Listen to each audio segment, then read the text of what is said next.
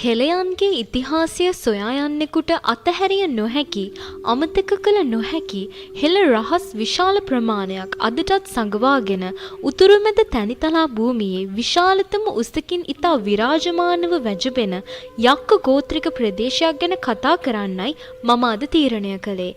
ඒ තමයි රිටිගල. උස මීටර් 777ක් වන මේ රිටිගල ගැන කතා කිරීමට නිමක් නැති ජනශ්‍රුති පවතිනවා. රිටිගල අංගම්, රිටිගල වනාන්තරය, රිටිගල හෙළ වෙදකම, රිටිගල හා රාමායන කතා පුවත, රිටිගල ඇති උද්‍යාන හා පැරණි රෝහල් සංකීර්ණ ආදී බොහෝ මාතෘකා යටතේ රිටිගල ගැන කතා කරන්න පුළුවන්. මුලින්ම කතා කරමු කොහොමද මේ අභිරහස් රිටිගල කන්දට නම හැදුනේ කියලා.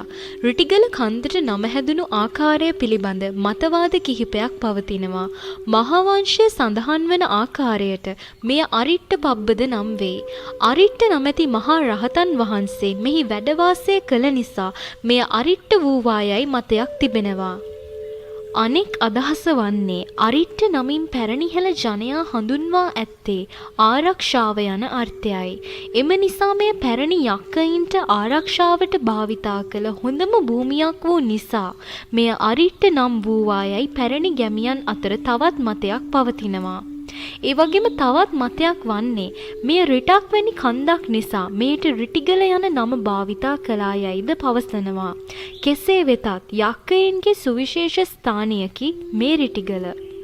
රිටිගලට ප්‍රවේශ වන ස්ථානයේම හෙළයන්ගේ අභිමානය කියාපාන අපූරු දැවැන්ත නිර්මාණයක් තිබෙනවා. ඒ තමයි බන්දා පොකුණ. මෙය කළු ගලින් බැඳි නිර්මාණය කරන ලද්දක් නිසා මෙයට බන්දා පොකුණ යයි කියනවා. ලෝක ඉතිහාසයේ හමුවන කළු ගලින් නිර්මාණය කරන ලද දෙවැනි විශාලතම පොකුණ මෙය වෙයි. පළමු විශාලතම පොකුණ අපට හමුවන්නේ මානෑ කන්ද ප්‍රදේශයෙන්ය. වර්තමානයේ හඳුන්වන ස්විමින් පූල් තාක්ෂණය පැමිණීමට වසර දහස් ගණනකට පෙර අපගේ පැරණි හෙළ යක්කයින් අක්කර 2ක් පමණ විශාල මෙවැනි නාන තටාක නිර්මාණය කර ඇති බව අපට මහත් ආඩම්බරයෙන් පැවසිය හැකියි. එම නිසා අපට මෙවැනි පොකුණු ඉතා විශේෂ වෙයි. පුරාවිද්‍යාඥයින්ගේ අදහසට අනුව මෙම පොකුණු වලට ජලය පිරවීමට නම් ජල ගැලුම් 20 ලක්ෂයක් පමණ අවශ්‍ය වන බවයි. එයින්ම අපට ඔප්පු වන්නේ අපේ පැරණි හෙළයින්ගේ අභිමානයයි. කෙසේ වෙතත් රිටිගල කන්ද කියන්නේ ඔසු උයනක්. මෙම ස්ථානය රාවණ රජතුමන්ගේ යුගයටත් බොහෝ නෑකම් කියන ස්ථානයක්. ඊට හේතුව වන්නේ රාම රාවණා යුද්ධයේදී තුවාල ලබන තුවාලකරුවන් සුවපත් කිරීම සඳහා හනුමන්තා හිමාලයෙන් කොටසක් මෙහි රැගෙන එනවා. ඉන් වැඩිවන කොටස විසි කරන විට මේ රිටිගල කන්දට වැටුණායයි ගම්මුන් විශ්වාස කරනවා. ඒත් ඒ කතාව අමූලික බොරුවක්. මොකද හනුමන්තට පුළුවන් වුණා නම් විශාල කන්දක් කරේ තියම් පියාඹගෙන එන්න. ඇයි එහෙනම් වානරයෝ එයාලගේ වටිනා කාලය නාස්ති කළේ? මහ මුහුද මැදින් ලංකාවට එන්න පාරවල් හදන්න. හනුමන්තට තිබ්බනේ වානර සේනාව කරේ තියන් ලංකාවට එන්න. ඒ වගේම රාවණ රජුන් කියන්නේ හෙළවෙදකමින් පරතරයට පැමිණෙන වෛද්‍යවරයෙක්. මරණයෙන් පවා මිනිසුන්ව නැගිටවන්න පුළුවන් ඖෂධ ශාස්ත්‍රයේ තිබ්බේ අසුරයන් යටතේ. එහෙනම් හනුමන්ත ගෙනාව බෙහෙත් වෙන්න බෑ මේ රිටිගල තියෙන්නේ. එහෙම ගෙනාවත් අසුරයන්ගේ ශාස්ත්‍රය වානරයින්ට කොටින්ම යන්න විදියක් නැහැ.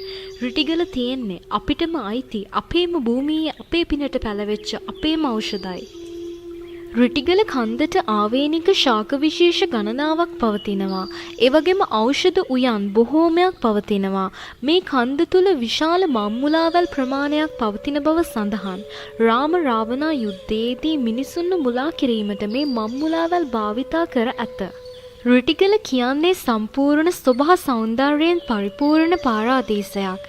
මෙහි ඇති සොඳුරු ගුප්ත බව නිසා සංචාරයට යන සෑම අයෙක්ම අමන්දානන්දයට පත්වෙයි. රිටිගල තවත් කඳුමුදුන් කිහිපයකින් සමන්විත වෙනවා. ඖෂධ කන්ද, උණ කන්ද, උල්පත් කන්ද, කොඩිගල කන්ද, ආණ්ඩියා කන්ද, පළතුරු කන්ද සහ අමරාපති කන්ද කියන කඳු 4ම ඊට සම්බන්ධයි. වියලි කලාපය, අන්තර්මෝසම් කලාපය සහ කඳුකර කලාපය යන කලාප 3කින් යුක්ත මේ ලංකාවේ වියලි කලාපයට අයත් වූවත් තෙත් කලාපයේ වැවෙන ශාක රාශියක් සහිත සිසිල් දේශගුණයකින් යුක්ත වෙනවා.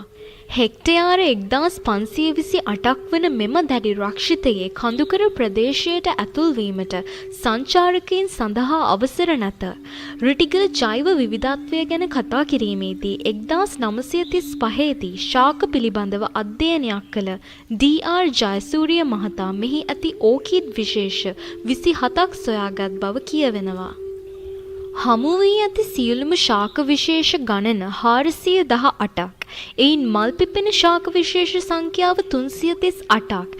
එසේම පක්ෂීන් විශේෂ 97ක් සහ අලියා, වලසා, ගෝනා සහ කොටියා ඇතුළු සතුන් රැසක්ම වාසය කරන බව සඳහන්. මේ වන අරණ බොහෝ ඖෂධවලට නිවහනක් වී තිබෙනවා. පුරාණයේ පටන් රුටිගල වෛද්‍යවරුන්ගේ ඖෂධ ගබඩාවක් පවා ගබඩාවක්ව පවතින්නට ඇතැයි දකින ඕනම කෙනෙකුට සිහියට නැගෙයි.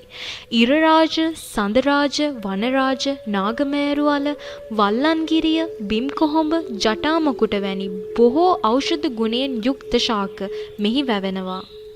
තම්බජයා, ගල්කප්පර වල්ලිය, රිටිගල මී යන ශාක රිටිගලටම ආවේනික වෙයි. මෙහි වියලි කලාපය ලෙස හඳුන්වන පහළම කොටසේ වියලි මිශ්‍ර සදාහරිත වනාන්තරයේ මේ රක්ෂණය පැතිරී පවතිනවා. ඒ අනුව මෙහි මෝර, හල්මිල්ලා, වීරු, පාලු, නාවැනි වියලි කලාපයේ යන ශාක වර්ග පවතිනවා. රිටිගල සම්බන්ධව කතා කිරීමේදී ඉතා රසවත් පැරණි ජනකතාවක් අපට හමු වෙනවා. රිටිගල අංගම් හා පැරණි යක්ක ගෝත්‍රික නායකයෙක් පිළිබඳවයි. රිටිගල ගැන කතා කිරීමේදී බොහෝ දෙනෙක්ට සිහියට නැගෙන්නේ රිටිගල ජයසේන නොහොත් මහා සෝනා කතා පුවතයි. ඔහුගේ කතාව වන්නේ එවකට දුටුගැමුණු මහරජතුමාගේ දසමහා යෝධයන්ගෙන් එක් අයෙකු වූ ගෝඨායිම්බර යෝධයා සහ මේ රිටිගල ජයසේන නැමැති යක්ක ගෝත්‍රික නායකයා අතර මහා දැවැන්ත සටනක් ඇති වුණා. මේ සටනේදී ගෝඨායිම්බරගේ පහරින් රිටිගල ජයසේනගේ හිස කඳින් වෙන් වී වැටුණායයි බොහෝම අපූර්ව ජනශ්‍රුතියක් තිබෙනවා. ඒ කතාව හා සම්බන්ධව පවතින ග්‍රාම නාමද රිටිගල ආශ්‍රිතව දකින්නට ලැබෙනවා. රිටිගල ජයසේනගේ ඔළුව වැටුණු ස්ථානය ඔළු කරඳ නමිනුත්, ඔහුගේ තල්ල වැටුණු ස්ථානය යකල්ල නමිනුත්, ඔහුගේ බෙල්ල වැටුණු ස්ථානය බෙල්ලන් කඩවල නමින්ද අද දවසේ ව්‍යවහාරයේ පවතිනවා.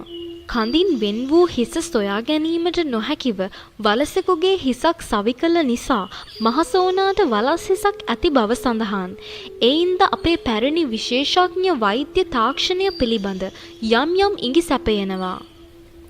රිටිගල සම්බන්ධව අපූරු කතා පුවතක් වර්ගපූර්ණිකාවේ සඳහන් වෙනවා.